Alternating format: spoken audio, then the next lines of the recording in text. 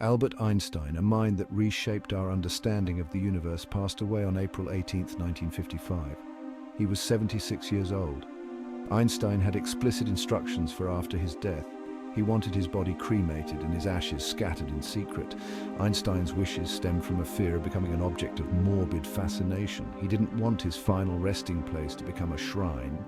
However, fate had other plans for the greatest genius of the 20th century. While the world mourned, a curious chain of events was set in motion. These events would defy Einstein's final wishes and spark decades of ethical debate. Dr. Thomas Stultz Harvey was a relatively unknown pathologist working at Princeton Hospital. On that fateful day, he was tasked with performing the autopsy on Albert Einstein, whether driven by scientific zeal, morbid curiosity, or a touch of both. Harvey made a controversial decision. He removed Einstein's brain during the autopsy without the consent of Einstein's family. Harvey believed that Einstein's brain held the key to unlocking the secrets of genius. He carefully preserved the brain, hoping to study it in detail. This act, though seemingly driven by scientific curiosity, would have far-reaching consequences. It would irrevocably alter Harvey's life and tarnish the legacy of Einstein's final wishes. Harvey meticulously photographed and measured the brain, documenting its every detail. He then divided it into 240 blocks, preserving them in celloidine, a rubbery substance used to preserve biological specimens. These blocks were further sectioned into microscopic slides, creating thousands of samples for study. Harvey kept this unusual cargo, the fragmented brain of a genius, with him for years. He carried it across state lines, moved it from house to house, and even took it with him on a cross-country road trip. This bizarre journey with Einstein's brain became a defining chapter in Harvey's life, a constant reminder of his audacious act and the ethical storm it had unleashed. The world, however, remained largely unaware of the stolen brain's strange odyssey. News of Einstein's brain's removal eventually surfaced, sparking outrage and debate. The public was shocked to learn that such a revered figure's brain had been taken without explicit permission. Some condemned Harvey's actions as grave robbing, a violation of Einstein's autonomy and his family's trust. The ethical implications were hotly debated, with many feeling that Einstein's wishes had been disregarded.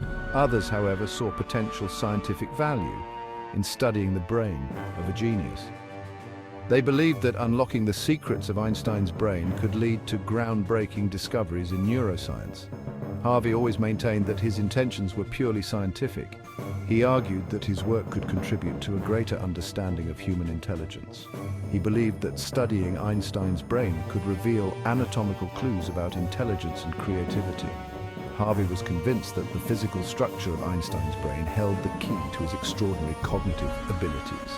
Over the decades, Harvey collaborated with various researchers, sharing pieces of Einstein's brain for analysis. This collaboration spanned across different countries and scientific disciplines. These studies yielded intriguing, albeit inconclusive, findings.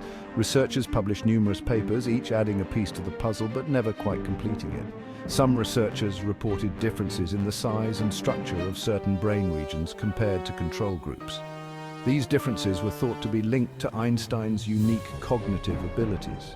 These findings fueled speculation about the neurological basis of Einstein's extraordinary cognitive abilities.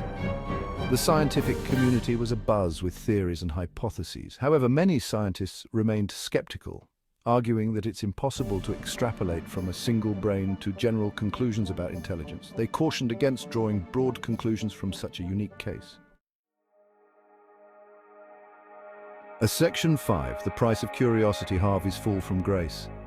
Harvey's decision to take and keep Einstein's brain came at a steep personal and professional cost. What he thought would be a groundbreaking contribution to science turned into a lifelong burden. His actions were widely condemned, leading to his dismissal from Princeton Hospital. The institution could not afford to be associated with such a controversial figure. His marriage crumbled under the weight of the controversy, and his career never fully recovered. The scandal not only affected his professional life but also tore apart his personal relationships. He faced constant criticism and skepticism from colleagues and the public alike. The media coverage was relentless, painting him as a rogue scientist. Despite the setbacks, Harvey remained steadfast in his belief that he had acted in the interest of science. He was convinced that his actions would eventually be vindicated. He continued to grant access to Einstein's brain to researchers he deemed worthy. This was his way of ensuring that Einstein's legacy would contribute to future scientific discoveries. He seemed to view himself as the custodian of a scientific treasure, a responsibility he carried with him for the rest of his life. This sense of duty was both a source of pride and a heavy burden. The weight of his secret and the consequences of his actions, however, took a visible toll on him. In his later years, the strain was evident in his weary demeanor and reflective mood. Section 6. The Legacy of a Stolen Brain: Ethical Dilemmas and Scientific Discoveries. The tale of Einstein's brain raises profound ethical questions about scientific research, consent, and the ownership of human remains. Harvey's actions sparked a debate that continues to this day. Was his decision a justifiable pursuit of scientific knowledge, or a blatant act of disrespect towards Einstein's final wishes? The answer, like many ethical dilemmas, is complex and nuanced. On the one hand, Harvey's actions violated Einstein's autonomy and caused his family considerable distress. The lack of consent surrounding the brain's removal and subsequent study remains a significant ethical breach. On the other hand, Harvey's actions, though controversial, did lead to some scientific inquiry and sparked a conversation about the nature of genius and the limits of scientific curiosity. Section 7. Einstein's brain today. Pieces of a genius scattered. Today, the majority of Einstein's brain resides at the Mutter Museum in Philadelphia, a medical history museum known for its extensive and unique collection of anatomical specimens, medical instruments, and pathological specimens. The museum proudly displays slides and blocks of Einstein's brain, offering visitors a rare glimpse into the physical embodiment of a towering intellect that revolutionized our understanding of the universe. Other fragments of Einstein's brain remain scattered in various research institutions around the world, remnants of a life dissected and scrutinized under the microscope, each piece holding a story of its own. The Mutter Museum's exhibit, while controversial, aims to educate the public about the brain, the complexities of human anatomy, and the ethical considerations surrounding scientific research. It serves as a poignant reminder of the enduring fascination with Einstein's genius and the lengths to which some will go to unravel its secrets, hoping to uncover the mysteries of his extraordinary mind. Even in death, Einstein's brain continues to captivate and inspire countless individuals, a testament to the enduring power of his legacy and the unending quest for knowledge that he so passionately pursued throughout his life. Section 8. Reflections on Harvey's actions: a necessary theft. Was Thomas Harvey a reckless opportunist or a visionary scientist driven by a thirst for knowledge? Did his actions ultimately benefit science, or did they merely satisfy a morbid curiosity? These questions continue to be debated with no easy answers. Some argue that Harvey's actions, though ethically questionable, provided valuable insights into the brain of a genius. Others contend that any potential scientific gains are overshadowed by the ethical violations and the disregard for Einstein's final wishes.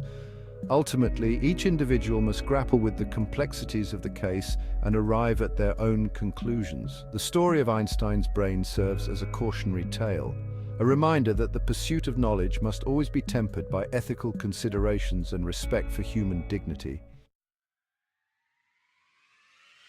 Section 9. The enduring allure of genius. Why we're still fascinated. Why are we so captivated by the story of Einstein's brain? Perhaps it's the allure of the unknown, the desire to understand what made Einstein's mind so extraordinary.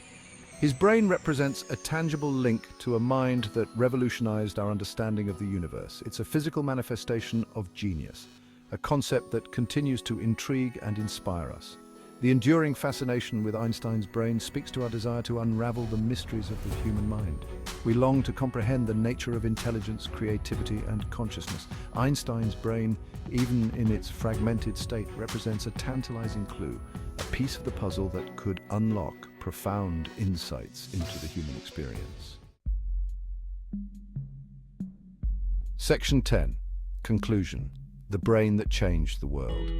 The The story of Einstein's brain is a tale of ambition, curiosity, and the ethical dilemmas that can arise in the pursuit of scientific knowledge.